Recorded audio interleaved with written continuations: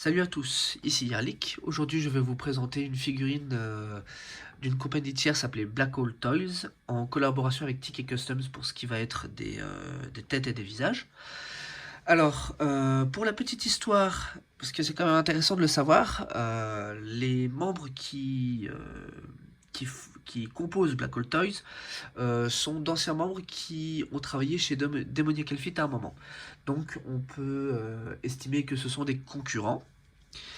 Autre point, l'une des raisons pour laquelle je n'ai jamais acheté de figurines Black Hole Toys auparavant, c'était parce que bon nombre de reviews d'autres personnes sur YouTube malheureusement montraient que les figurines étaient de bien piètre qualité. Donc je n'ai jamais acheté de figurine avant celle-ci.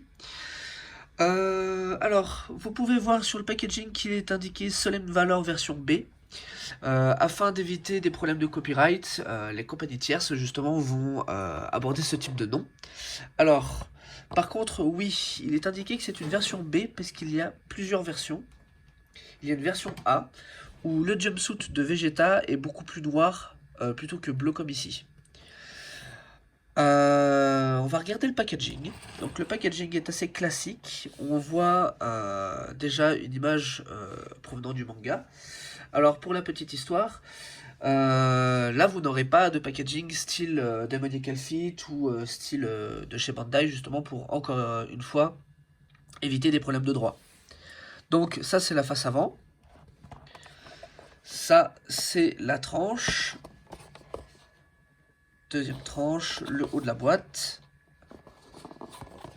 La dernière tranche et le bas de la, enfin le revers de la boîte. Donc rien de vraiment notable, si ce n'est que vous pouvez voir peut-être, je crois que ça c'est un artwork, je crois que c'est un artwork de Toyotaro, mais c'est pas supposé être Majin Vegeta de base, je crois. Je suis plus très sûr. Donc, on va mettre la boîte de côté et on va jeter un œil à la figurine. Alors, voici la figurine. Je vais être tout à fait clair avec vous. Moi, je suis très satisfait de la figurine. Je pourrais même limite arrêter la review là. Y a rien de, enfin, j'ai rien de vraiment négatif à dire. Après, là, moi, j'ai mis un visage. J'ai mis ce visage-là justement pour que vous puissiez vous rendre compte de ce que ça donne. Parce que il s'agit du visage en fait juste avant qu'il se sacrifie contre Boo. Et on peut voir,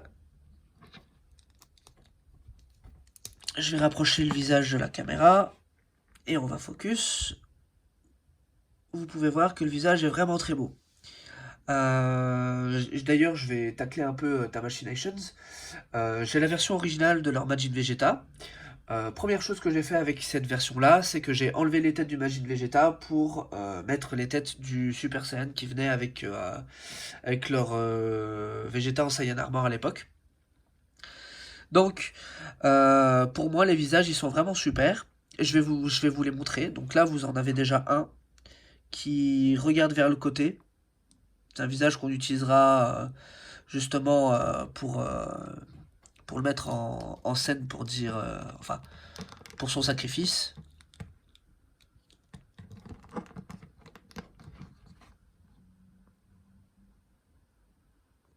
Alors, je vais beaucoup focus avec la caméra parce qu'elle a tendance à perdre son focus, malheureusement.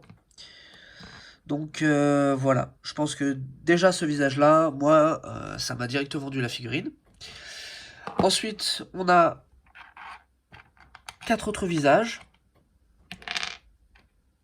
que je vais vous montrer tout de suite et une autre chevelure avec un effet style cheveux au vent.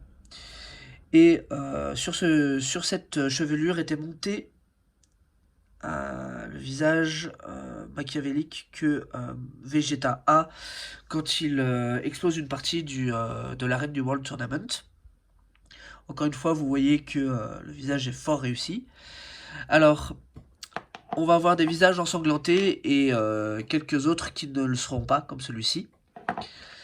En parlant de visage ensanglanté, on a celui-ci, où le visage est j'allais dire neutre, stoïque. On a celui-là où il hurle en même temps qu'il a un rictus, probablement quand il nargue Goku. On a un autre, juste ici, la caméra elle défocus malheureusement, où on a même des petites gouttelettes, donc c'est plutôt pas mal. Et on a un dernier où il a un petit sourire et où il saigne.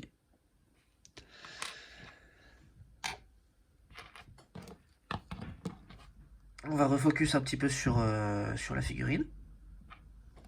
Et je vais aussi vous parler des accessoires, et après on passera aux articulations de la figurine. Alors, comme autre accessoire, vous pouvez voir derrière la figurine justement que nous avons un effet. Je pense que c'est un effet qu'ils ont fourni pour faire style que c'est le Big Bang Attack. Alors, encore une fois, je vais un peu tacler Tamashinations, hein, je suis désolé. Pourtant, j'adore les produits de chez Tamashinations, mais c'est vrai que depuis quelques années, il y a vraiment une perte au niveau de la qualité, ou au niveau du contenu qu'ils peuvent nous donner. Donc, Tamashinations avait pour habitude, durant leurs premières années, quand ils ont sorti les figurines Dragon Ball, donc c'était 2011-2012, je crois. Donc, avec leur première version de figurines, ils nous donnaient des effets style Kamehameha, des petites pièces de diorama comme on pouvait avoir avec celle où on avait ouais, enfin les vagues de son Kamehameha. Malheureusement, ça s'est perdu au fil des années. Peut-être pour des problèmes de coût, enfin, je n'en sais rien, pour être tout à fait honnête, mais c'est triste de voir que les prix augmentent pour les figurines, mais que le contenu est moindre.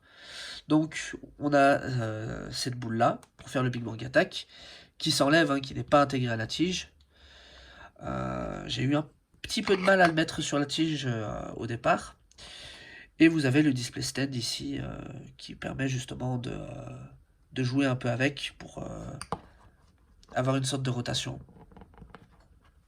Par exemple, vous voyez comme ça, et ainsi de suite. Pareil pour ici. On peut jouer un peu avec la tige pour donner un angle à la boule.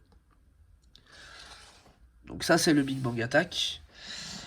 Je vais en profiter aussi pour parler des mains. Donc, on a... Enfin, on n'a pas réellement 5 paires de mains, on a ce qu'on peut compter comme 5 paires de mains, 6 avec les 2 points qui sont là, mais en réalité, vous allez avoir des mains comme ça, donc pour l'effet du Big Bang, et vous allez avoir cet effet-là pour je crois c'est le Atomic Blaster, je ne sais plus honnêtement, mais c'est l'attaque qu'il utilise quand quand il est sous cette forme-là. D'ailleurs, je crois qu'il ne la réutilise pas par la suite. Donc, je vais en profiter pour vous montrer comment c'est facile d'enlever la tête et d'enlever les visages. Et on va faire pareil avec les mains. Donc, pour enlever la tête, rien de plus simple.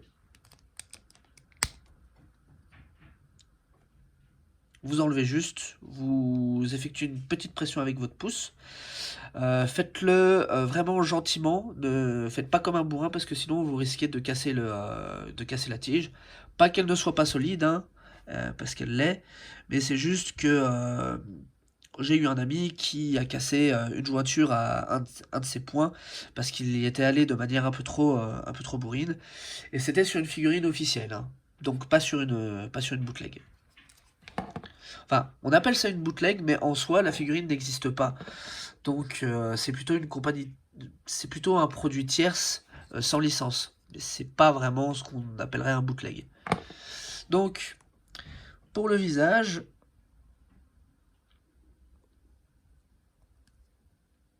vous voyez ici, vous avez une sorte de cut qui vous permet de l'enlever comme ça. Et le visage est monté tout simplement de cette manière-là. Donc, vous avez une encoche là, rien de plus simple. Alors vous allez voir que de temps en temps, le M ne sera pas bien aligné à la chevelure. La seule chose que vous avez à faire, c'est un peu coulisser le visage et hop, pas de souci. Vous voyez, pas de souci, c'est nickel. Alors, quel visage allons-nous mettre? Ah bah on va mettre celui-là.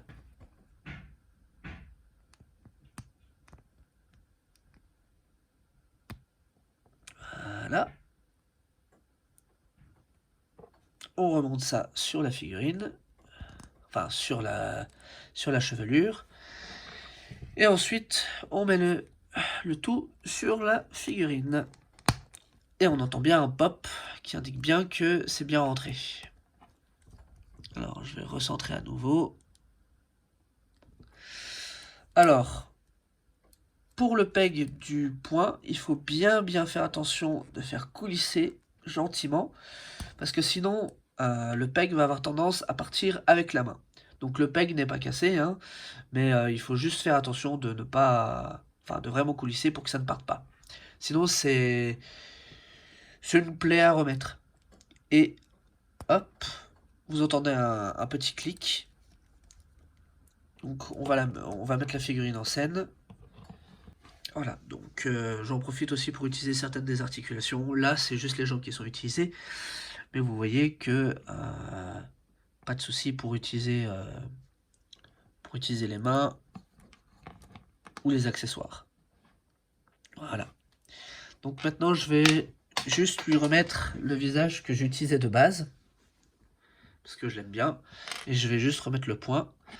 Comme vous le voyez, hein, il n'y a vraiment pas de souci pour changer les mains ou les têtes. C'est très simple.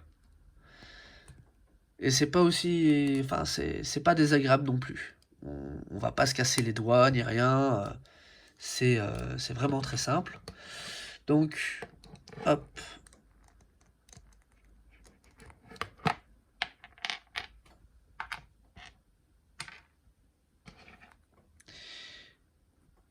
Ce que je vais faire, c'est que je vais peut-être utiliser l'autre chevelure pour vous montrer.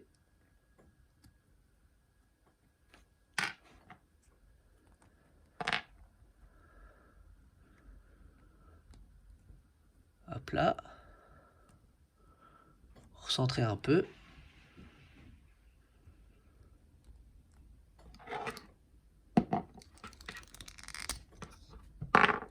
Encore une fois, hein, pas de souci pour l'enlever. La deuxième tête pose un petit peu de résistance. Donc je ne vais pas forcer, mais je préfère prévenir quand même que je viens de rencontrer un peu de résistance au niveau de la seconde tête. Et alors je vois qu'il y a un petit gap. On va essayer de régler ça. Voilà. Hop. Donc ça, c'est un problème qu'on peut avoir aussi. Enfin, c'est pas vraiment un problème, c'est quelque chose qui est connu et que de toute façon, avec Tamashinations, on a aussi. Donc, c'est pas un problème qui est inhérent au bootleg. Comme ça, au moins, on change la chevelure et vous pouvez voir que voilà, on va lui donner un angle. Il faudrait juste que le cou soit bien. Voilà. On va lui donner un angle et ça va. Voilà, donc il a quand même une sacrée prestance. Enfin, moi je trouve qu'il a une sacrée prestance. Alors, du coup, on va passer maintenant aux articulations que j'ai pu vous montrer plus ou moins en faisant la démonstration de la figurine. Voilà, donc on va passer aux articulations. Alors tout d'abord, on a la tête qui repose sur une tige, sur un double ball joint comme disent les Anglais. Donc on va pouvoir faire un tilt à gauche, un tilt à droite. On va pouvoir, j'aimerais juste utiliser, voilà, donc regardez en haut comme ça, et en bas, encore une fois, voilà, en bas comme ça. On va avoir ce type d'articulation qui est possible aussi grâce au cou. Donc là, on peut rentrer encore plus et encore plus loin comme ça. On a ici, alors, à défaut de trouver un nom en français, le nom anglais c'est Butterfly Joint. En français, ça donnerait jointure papillon. S'il y en a qui connaissent le nom en français de cette articulation, je prends. Mais vous regardez bien, ça coulisse bien. Vous allez avoir une bonne amplitude de mouvement qui va vous permettre justement de reproduire sans avoir les bras nécessaires la pose classique de Vegeta qui est de croiser les bras. Alors, ouais, on peut faire un T-pose. Le bras tourne complètement, pas de souci. On a ici un cut qui permet une rotation. On a une double jointure au niveau des coudes, ce qui nous permet d'avoir une amplitude de mouvement de plus de 90 degrés. Au niveau du torse, on a une coupure ici, qui nous permet une rotation gauche-droite et une petite rotation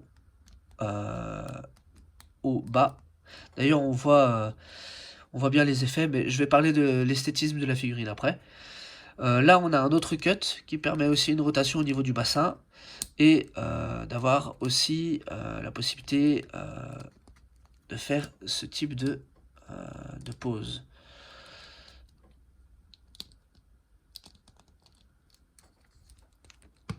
Au niveau du bas du corps, donc on a les deux jambes qui nous permettent de faire un split. Voilà, c'est bien mieux que beaucoup de figurines Spider-Man qu'on a. Il y en a certains qui comprendront la vanne. Alors, au niveau de ces jambes-là, qu'est-ce qu'on a? On a des cuts ici encore, pour permettre des rotations. Et je trouve que ces cuts-là sont beaucoup plus beaux que certaines qu'on avait sur des figurines de chez Tamashinations.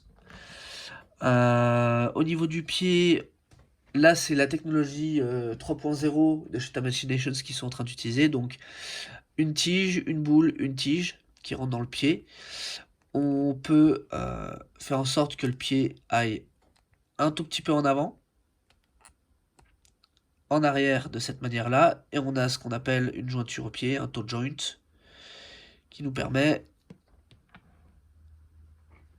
d'avoir cette amplitude de mouvement si besoin. Donc maintenant on va parler un petit peu de l'esthétisme de la figurine, et je vais revenir à un détail. Alors moi au niveau esthétique, j'ai aucun souci avec. On peut voir sur le visage, les traces de sang. On peut voir au niveau des bras les veines qui ressortent. On va focus un peu pour montrer. S'il veut bien, voilà. Donc on peut voir les veines ici.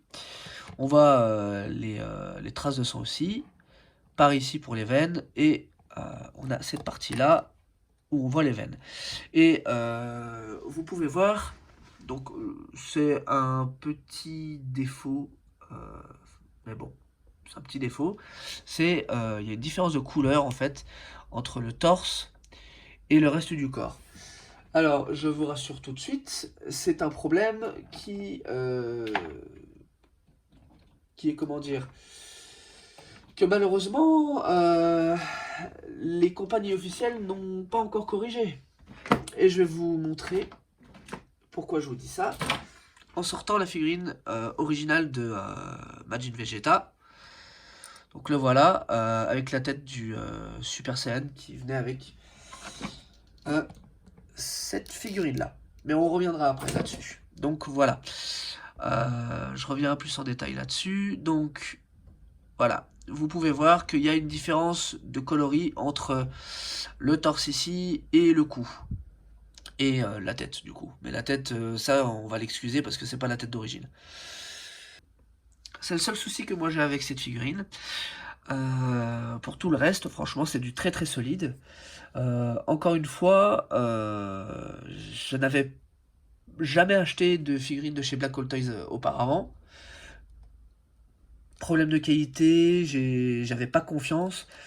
Et du coup, voilà. Après, qu'est-ce qu'il en est du coup de la figurine? J'en ai eu pour 40-45 € à peu près, voire peut-être 50 € maximum. Donc c'est vrai que ça fait un peu cher, mais au niveau de la qualité, j'ai l'impression de me retrouver avec une figurine officielle, en fait. Je l'ai acheté sur une boutique sur AliExpress, dont je mettrai le lien en description. Maintenant, ce qu'on va faire, c'est qu'on va faire un petit comparatif avec d'autres figurines de Vegeta et certaines autres figurines Dragon Ball qui font sens dans cette review. Alors, voilà une première comparaison. Donc, on a tout à gauche la version Saiyan Saga de Vegeta. Donc ça, c'est... Je vais m'expliquer. Ça, c'est le visage d'origine. Ça, à côté, c'est la version Science Cyborg Saga et Cell Saga de Super Saiyan Vegeta. La tête que j'ai ici, c'est une tête custom de Demoniac Outfit, donc une des premières têtes qui a été faite, un des premiers customs qui a été fait. Ça remonte déjà à quelques années par Demoniac Outfit. Là, on a Black Hole Toys Majin Vegeta. Et là, on a le Majin Vegeta d'origine qui est sorti par Tamashii Nations, mais avec la tête Super Saiyan de cette figurine-là. Parce que comme j'ai dit tantôt, les visages du Majin Vegeta qui était avec cette figurine étaient juste atroces. Alors, j'ai une boîte où j'ai mis tous les accessoires, mais je vous avoue que pour cette review, je n'ai pas pris la peine de la ressortir. Si besoin, je ferai une vidéo en complément avec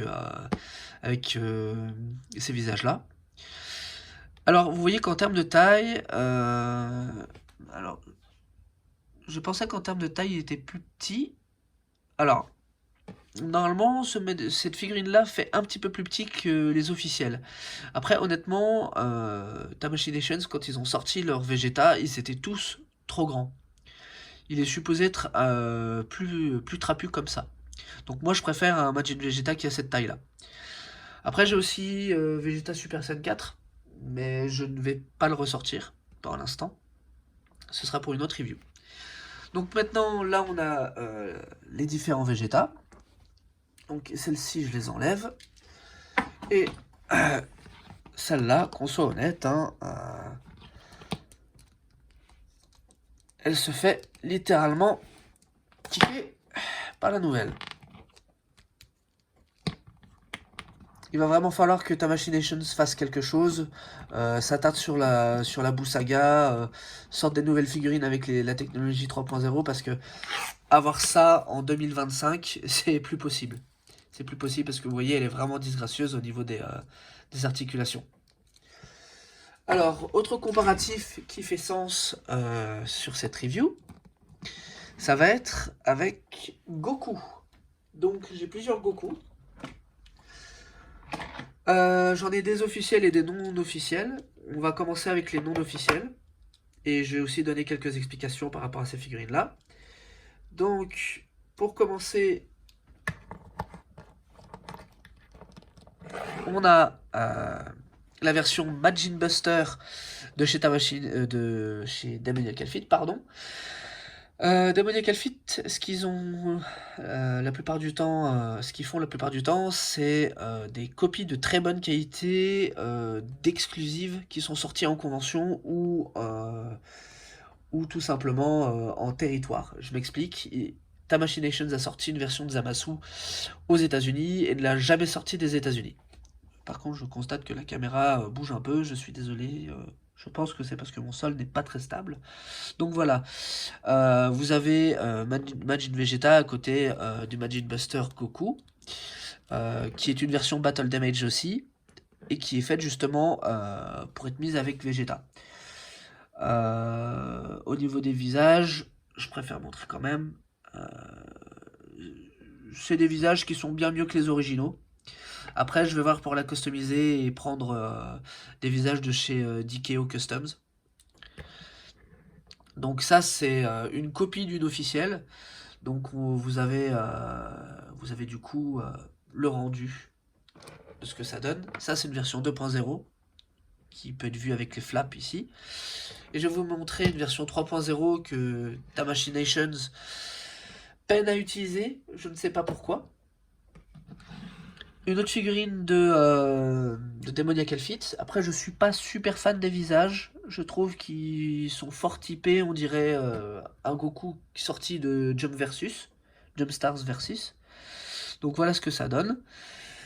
En officiel, j'ai ce Goku là, qui a un léger souci de maintien de taille. Hop. La chevelure étant trop lourde, la figurine perd son équilibre. Et donc, ensuite, végétaux. Alors, ici aussi, on est sur une version qui n'est pas de chez Tamashinations, qui est de chez Demoniacal Fit. Tamashinations ont sorti une version officielle de Végétaux Blue, et c'est ça qui a servi de template pour faire cette figurine-là. Après, les visages ne sont pas les mêmes, les visages ont été retravaillés.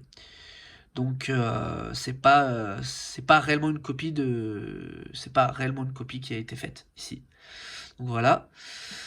Alors maintenant, nous avons Boo qui lui est officiel. J'ai même pas l'impression qu'une bootleg soit faite sur cette figurine là.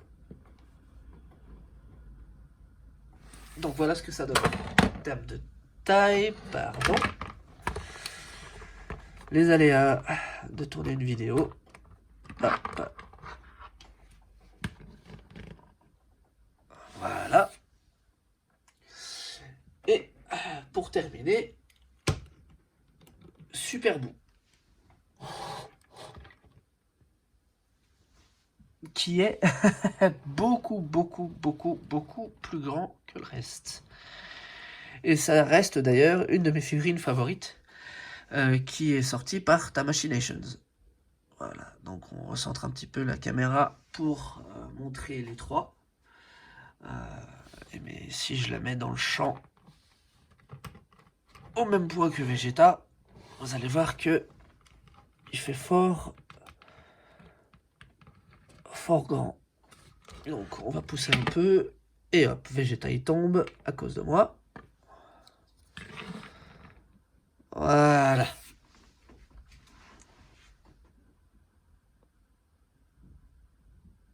Voilà ce que ça donne. Alors j'ai fait un tout petit peu de posing tantôt juste pour montrer je crois que c'est l'Atomic Blaster, mais je ne sais plus. Pour montrer un petit peu, maintenant on va voir un peu pour l'amplitude de mouvement. Donc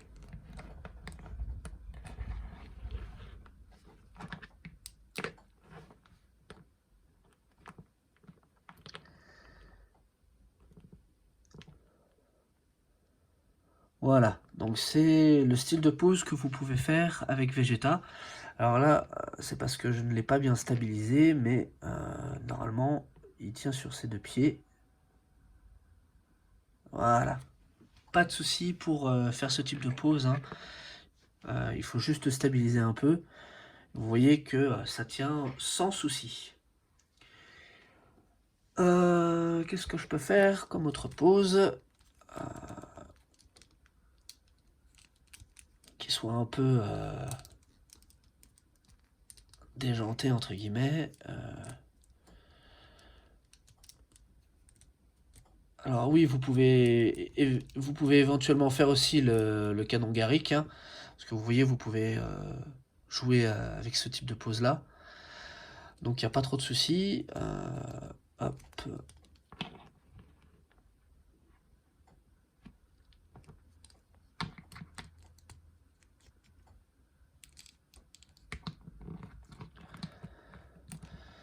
Donc la pose que je vais garder pour cette fin de review, ce sera simplement une pose classique qui sera celle-ci. Quand il dit adieu à Goku, Trunks et Bulma. Enfin, c'est d'abord Trunks, Bulma, puis Kakarot. Bon bah écoutez, j'espère que cette review vous aura été informative et utile. Tout ce que je peux vous dire, c'est que moi je suis très satisfait de la figurine. Et vous trouverez le lien en description si vous voulez. À savoir que Black Hole Toys sort aussi une version de Majin Vegeta sans dommage. Donc vous trouverez les liens en description si vous êtes intéressé. Ciao ciao!